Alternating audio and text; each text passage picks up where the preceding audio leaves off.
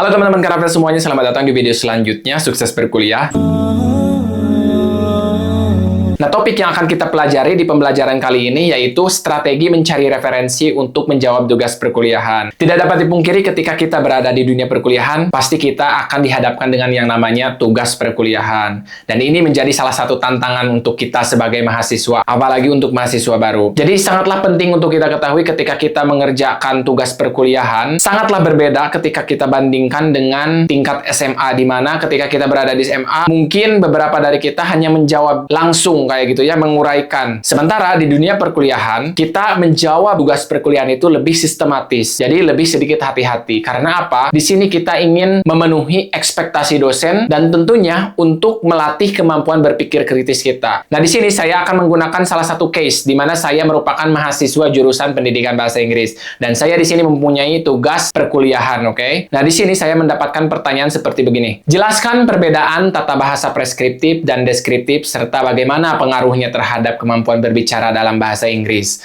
Ketika kita berada di SMA, lebih cenderung kita menjawab langsung saja kayak gitu ya. Walaupun tidak semuanya, mungkin saja ada yang lebih sistematis kayak gitu. Itu bahkan lebih baik. Nah, dalam dunia perkuliahan kita benar-benar harus meningkatkan kemampuan berpikir kritis kita karena kemampuan berpikir kritis ini bukan hanya digunakan dalam dunia akademik saja, tetapi kita akan menggunakannya dalam dunia pekerjaan. Jadi sangat berguna sekali soft skill ini untuk digunakan di mana saja. Nah, kita langsung masuk saja ke langkah yang pertama, yaitu membagi pertanyaan menjadi subtopik. Misalnya, ada pertanyaan tadi, jelaskan perbedaan tata bahasa preskriptif dan deskriptif serta bagaimana pengaruhnya terhadap kemampuan berbicara dalam bahasa Inggris. Nah, di sini kita otomatis berpikir, apa itu maksudnya tata bahasa preskriptif dan apa itu tata bahasa deskriptif? Saya sebagai mahasiswa bahasa Inggris, jika saya belum familiar, tentunya saya harus mencari definisi tersebut karena ini akan menjadi kunci untuk menjawab pertanyaan tersebut. Nah, yang harus kita perhatikan di sini yaitu kita harus memperhatikan kata jelaskan, berarti kita harus menguraikan. Nah, kemudian kita kembali lagi ke awal di mana kita harus mendefinisikan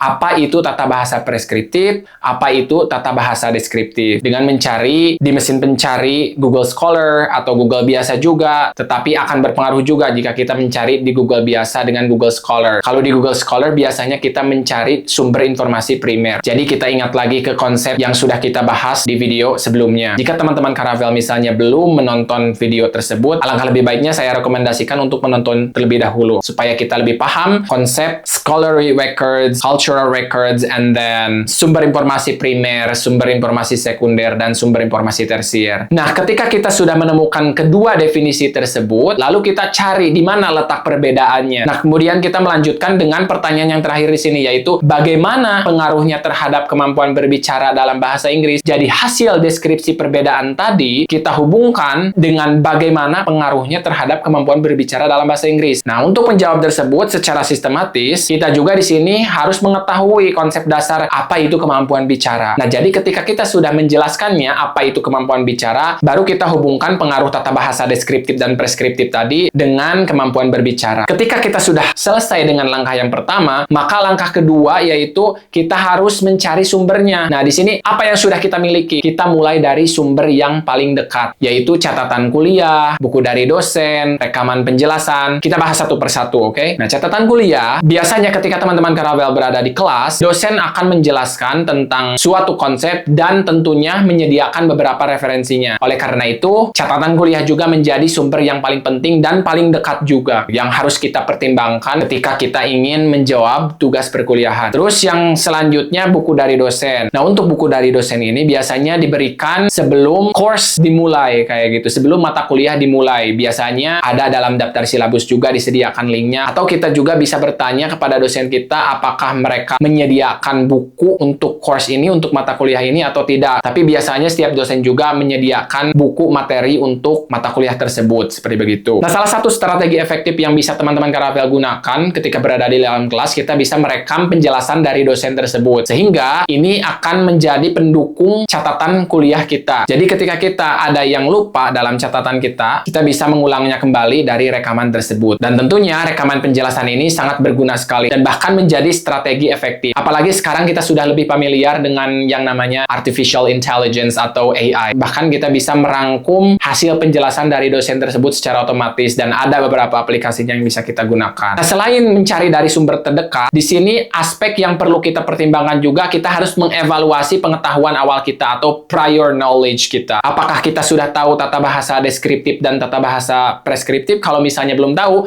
berarti kita harus benar-benar memahami definisi dasar dari istilah tersebut. Biasanya ketika kita menjadi mahasiswa baru, pastinya banyak istilah yang baru. Nah, di sini kita juga dituntut untuk lebih memahami dan menambah kosakata yang sesuai dengan jurusan yang kita ambil ini. Mengapa kita harus mengevaluasi pengetahuan awal kita? Di sini kita gunakan sebagai fondasi awal untuk menjawab, karena kita akan bingung kalau kita tidak tahu dari mana kita harus memulainya. Dan kita bisa memulai dari apa yang kita tahu dasarnya. Kalau misalnya kita tidak tahu istilah tata bahasa deskriptif atau bahkan kemampuan bicara, kita harus memahami kemampuan bicara tersebut. Nah, kita lanjut ke langkah yang ketiga, yakni apa yang masih dibutuhkan. Ternyata belum selesai di sana. Ketika kita sudah mengetahui sumber di mana harus kita mencari, sekarang yang harus kita lakukan yaitu mengidentifikasi bagian yang belum dipahami. Contohnya dalam kasus saya ini, saya harus menjelaskan perbedaan tata bahasa preskriptif dan tata bahasa deskriptif. Kemudian saya menemukan salah satu sumber yang menjelaskan tentang deskriptif linguistik dan preskriptif linguistik. Nah, di sini saya belum memahami istilah tersebut sehingga saya harus benar-benar mencatatnya dan memahami istilah tersebut sampai saya memahami perbedaan antara deskriptif linguistik dengan tata bahasa deskriptif kayak gitu, dan apa sebenarnya perbedaannya. Nah, kemudian ketika kita sudah mengidentifikasi bagian yang belum kita pahami, kemudian kita cari referensi untuk melengkapi kekurangannya. Jadi di sini tugas saya harus mencari referensi untuk mengurangi kekurangan tersebut. Bagaimana caranya? Nah, kita juga bisa menggunakan sumber yang kredibel. Misalnya yang pertama itu ada Google Scholar. Namun Google Scholar di sini itu lebih ke mesin pencari secara umumnya. Jadi mesin pencari Google Scholar ini mengindeks berbagai artikel ilmiah dari berbagai lembaga termasuk Science Direct dan IEEE, terus lembaga yang lainnya juga. Jadi ketika kita mencari sumber informasi di Google Scholar lebih umum, tetapi kita bisa mencari banyak referensi sebagai sumber informasi primer di sana daripada kita menggunakan Google biasa. Nah, selanjutnya juga kita bisa menggunakan khusus dari lembaganya yaitu Science Direct yang lebih populer, terus ada lagi juga IEEE. Terus kita juga terakhir bisa menggunakan perpustakaan digital kampus. Ketika kalian menjadi mahasiswa di sebuah universitas, biasanya universitas tersebut juga memiliki digital library. Jadi kita juga bisa menanyakan kepada petugas yang bekerja di perpustakaan kayak gitu untuk menanyakan apakah ada digital library atau tidak. Nah, poin yang terakhir yang harus kita ingat di sini juga, prioritaskan sumber primer dan sumber sekunder. Seperti yang sudah saya jelaskan di video sebelumnya juga, jika belum menonton, alangkah lebih baiknya saya merekomendasikan untuk menonton video tersebut. Jadi kita harus mengutamakan sumber primer di mana kita mencarinya dari Google Scholar. Jadi di sini teman-teman Karavel sebenarnya bisa menggunakan dari Wikipedia juga jika sumbernya itu dari sumber-sumber yang kredibel. Tetapi ketika kita berbicara tentang Wikipedia, Wikipedia itu lebih bisa dikendalikan oleh siapa saja. Jadi ketika kita menggunakan Wikipedia, kita jadikan saja sebagai sumber tersier, sebagai sumber pendukung saja. Dimana ketika kita menjadikan Wikipedia sebagai sumber primer, dikhawatirkannya teman-teman ditanya oleh dosen dari mana sumber tersebut didapatkan. Sebenarnya kita bisa melihat juga dari Wikipedia jika referensi yang disediakannya itu merujuk pada artikel-artikel ilmiah, nah itu baru kita bisa gunakan sebagai sumber yang terpercaya. Tetapi yang membuat Wikipedia ini menjadi sumber yang kurang kredibel karena ada kemungkinan di mana artikel dari Wikipedia tersebut bisa diedit oleh siapa saja. Jadi kita harus lebih skeptis terhadap sumber yang berasal dari Wikipedia. Karena dalam hal kredibilitas, jika kita bandingkan dengan IEEE atau Science Direct atau beberapa artikel ilmiah yang ada di Google Scholar juga, lebih kredibel artikel yang ada di sana dibanding dengan Wikipedia. Nah, di langkah yang keempat ini kita gunakan sinonim dalam pencarian. Jadi yang dimaksud dengan sinonim itu yaitu persamaan kata. Mengapa kita menggunakan teknik ini? Karena terkadang istilah terlalu sempit, jadi informasi sulit ditemukan. Nah, alternatif yang bisa kita gunakan yaitu dengan menggunakan sinonim. Misalnya descriptive grammar tersebut sulit ditemukan di Google Scholar. Kenapa tidak kita menggunakan descriptive linguistics kayak gitu? Namun ketika kita berbicara tentang sinonim, hal yang harus kita ingat yaitu tidak semua kata sinonim itu benar-benar sama. Jadi terkadang ada beberapa perbedaan, terutama dalam hal definisi kayak gitu. Jadi kita harus hati-hati ketika kita menggunakan teknik sinonim ini. Nah, kemudian di langkah yang selanjutnya yaitu kombinasikan istilah dalam mesin pencari. Nah, nanti di video selanjutnya saya akan membahas tentang Boolean search. Jadi ketika kita mencari dalam mesin pencari misalnya Google Scholar, ada beberapa rumus yang bisa kita gunakan untuk mempersempit pencarian kita. Sehingga kita bisa menemukan jurnal ilmiah tersebut dengan mudah di mesin pencarian dengan cara mempersempit menggunakan rumus Boolean search nanti. Namun yang harus kita perhatikan di langkah yang kelima ini, kita mengombinasikan istilah dalam mesin pencari. Jadi maksudnya kita harus menggabungkan kata kunci agar pencarian lebih spesifik. Nah, di sini kita ambil contoh kasus tadi dari pertanyaan, jelaskan perbedaan tata bahasa preskriptif dan deskriptif serta bagaimana pengaruhnya terhadap kemampuan berbicara dalam bahasa Inggris.